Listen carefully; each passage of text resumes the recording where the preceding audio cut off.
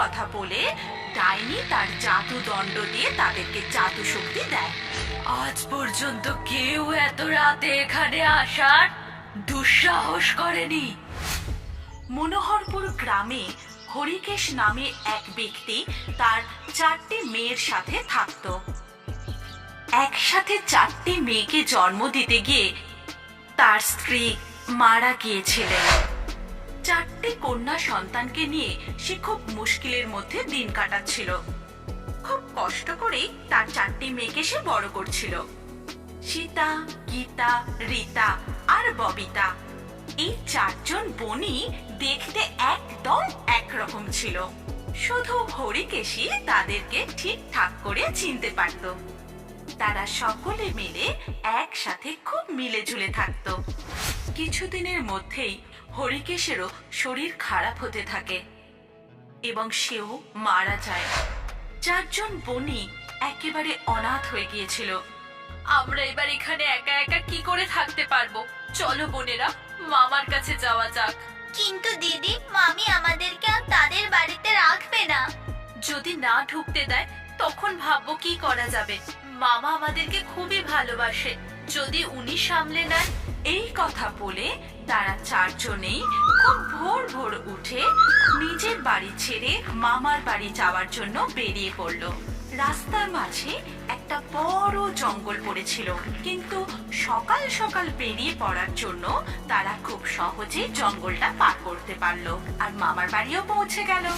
ওদের 4জনকে দেখে মামা খুব খুশি হয়েছিল। ভালোই করেছিস তোরা আমার এখানে চলে এসে। হরিকেশের ব্যাপারে শুনে খুবই খারাপ লাগলো। আমি ছাড়া তোদের আর কেই বা আছে এই জগতে।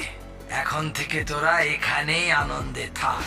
ওরা 4জন যখন মামার বাড়ি পৌঁছেছিল তখন তাদের মামি বাড়ি ছিল না।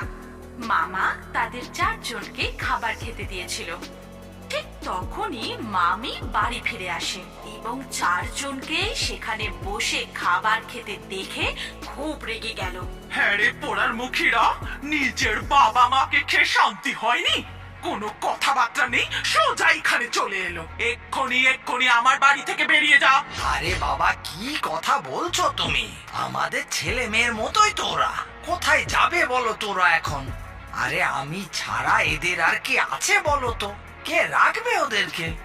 আমি কিচ্ছু জানি না, আমার বাড়িতে এরা থাকবে না। বেশি কথা বললে না তোমাকেও দূর করে দেবো, তারপর নিজের ভাগ্নিদের নিয়ে থাকবে রাস্তায় পড়ে। ঠিক আছে ঠিক আছে, আজকে সন্ধে হয়ে গেছে, কাল সকালেই ওদেরকে চলে যেতে বলবো আমি। কিন্তু আজকে রাতটা এখানেই থাকতে দাও ওদেরকে। না, এক্ষুনি ওদের বাড়ির বাইরে বার করে দাও। আমি কিচ্ছু শুনতে চাই না। মামা মামির কথোপকথন তারা 4জনই শুনতে পেয়ে গিয়েছিল। মামা মন খারাপ করে তাদের সামনে এসে চুপ করে দাঁড়িয়ে থাকে।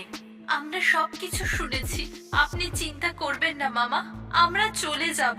রাত্রি তো হয়েই এলো, রাতের বেলায় জঙ্গলে যাস না যেন, অন্য কোথাও থেকে যাস।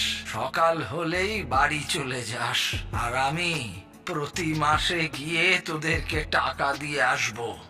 তোদের কোনো অসুবিধা হবে না।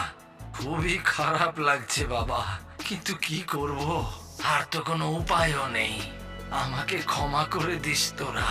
আপনার ক্ষমা চাওয়ার কোনো প্রয়োজন নেই, আর আপনার টাকাও আমাদের চাই না। নিজের খেয়াল রাখবেন, আমরা আসছি। নিজেদের খেয়াল রাখিস, আর আমার কথাটা মনে রাখিস, রাতের বেলায় জঙ্গলের ভেতরে যাস না। এই কথা বলে সীতা, গীতা, রীতা আর ববিতা সেখান থেকে চলে যায়। মামার বাড়ি থেকে যখন তারা বেরিয়েছিল ততক্ষণ সন্ধে হয়ে গেছিল। জঙ্গলের সামনে পৌঁছতেই রাত নেমে এসেছিল। সীতা দিদি, আমরা ভেতরে কি করে যাব? রাত্রে জঙ্গলে যেতে মামা বারণ করেছিল। কিছু হবে না, এমনিতেও আমাদের এই দুনিয়াতে কে আছে? যদি কিছু হয়েও যায় তাহলেও চিন্তা করার মতো কেউ নেই। চলো বোনেরা, যাওয়া যাক।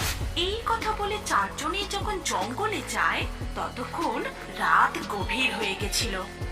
সীতা, গীতা, রীতা আর ববিতা 4জনেই খুব ভয়ে ভয়ে জঙ্গলের ভেতরে ঢুকতে লাগলো, কিন্তু অন্ধকারে তারা রাস্তা খুঁজে পাচ্ছিল না আর একই জায়গায় ঘুরতে থাকে।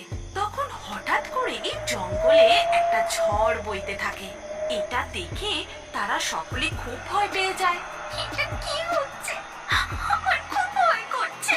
ঠিক তখনই সকলকে চমকে দিয়ে সেখানে এক ডাইনি এসে উপস্থিত হয় আর ওই চারজনকে বলে যে আজ পর্যন্ত কেউ এত রাতে এখানে আসার দুঃসাহস করেনি। তোমাদের সাহস দেখে আমি খুব খুশি। আমি তোমাদেরকে পুরস্কার স্বরূপ কিছু দিতে চাই। বলো কি চাও? আমাদের কেউ নেই, এই জন্য এরকম কিছুদিন যাতে আমাদের দিন কাটাতে সুবিধা হয়। ঠিক আছে, তোমরা যা চাও সেরকমই হবে। এই কথা বলে ডাইনি তার জাদু দণ্ড দিয়ে তাদেরকে জাদু শক্তি দেয়। সীতা এক সমুদ্র জল 1 ঘন্টার মধ্যে 5 মিনিট পর্যন্ত নিজের মুখে রাখতে পারবে। গীতার গলা পাথরের মতো শক্ত হয়ে গেল এবং তখন থেকে আগুন রিতার কোনো ক্ষতি করতে পারবে না। আর ববিতা পুরো একটা দিন নিজের শ্বাস বন্ধ করে থাকতে পারবে। এই জাদু ক্ষমতা সেই 4 জন বোনকে দিয়ে ডাইনি সেখান থেকে অদৃশ্য হয়ে গেল। তারপর সকাল হতেই সীতা, গীতা, রিতা আর ববিতা জঙ্গল থেকে বেরিয়ে বাড়ি ফিরে আসলো।